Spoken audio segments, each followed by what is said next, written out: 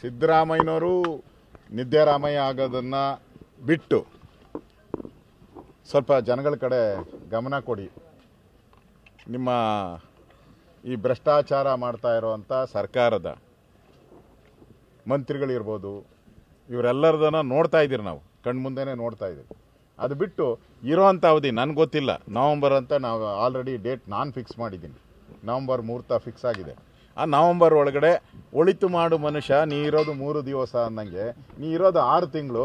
ಒಳಿತು ಮಾಡಿ ಹೋಗಿ ಸಿದ್ದರಾಮಯ್ಯನವರೇ, ಈ ಉದಯಗಿರಿ ಪೊಲೀಸ್ ಸ್ಟೇಷನ್ನ ಕಾಪಾಡಿ, ಈ ಮತಾಂಧರಿಂದ ಉದಯಗಿರಿ ಪೊಲೀಸ್ ಸ್ಟೇಷನ್ನ ಕಾಪಾಡಿ, ಇಲ್ಲಿರುವಂಥ ಕಾನ್ಸ್ಟೇಬಲ್ಗಳನ್ನ, ಪೊಲೀಸರನ್ನು, ಅಧಿಕಾರಿಗಳನ್ನು ಕಾಪಾಡಿ ಅಂತ ನಾನು ಒಬ್ಬ ವಿರೋಧ ಪಕ್ಷದ ನಾಯಕನಾಗಿ ಸಿದ್ದರಾಮಯ್ಯನವ್ರಿಗೆ ತಿಳಿ ಹೇಳ್ತಾ ಇದ್ದೀನಿ.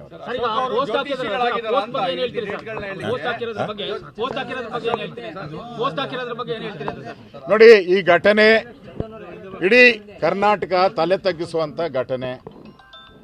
ನಾವು ಇಲ್ಲಿ ಬಂದಿರೋದು, ನಾನು ನಮ್ಮ ಅಧ್ಯಕ್ಷರು ಪ್ರತಾಪ್ ಸಿಂಹ ಅವರು, ನಮ್ಮ MLA ಅವರು, ನಾವೆಲ್ಲ ಬಂದಿರೋ ಅಂಥದ್ದು. ಇಲ್ಲಿ ಆಗಿರೋಂಥ ಘಟನೆಗೆ ಇನ್ನೂ ಯಾರನ್ನೂ ಬಂಧಿಸಿಲ್ಲ. ಕೂಡಲೇ ಬಂಧಿಸಿ, ಯಾರನ್ನೂ ಬಂಧಿಸಿಲ್ಲ. ಇಷ್ಟೊತ್ತು ಬಂಧಿಸಬೇಕಾಯ್ತು. ಎಲ್ಲರದು ಕ್ಯಾಮ್ರಾ CCTV ಯಾಕೆ ಬಂಧಿಸಿಲ್ಲ ಅಂತ ಕೇಳಕ್ಕೆ ನಾವು ಬಂದಿದ್ದೀವಿ. ಪ್ರಶ್ನೆ ಕೇಳಕ್ಕೋಸ್ಕರ ನಾವು ಇಲ್ಲಿ ಬಂದಿದ್ದೀವಿ.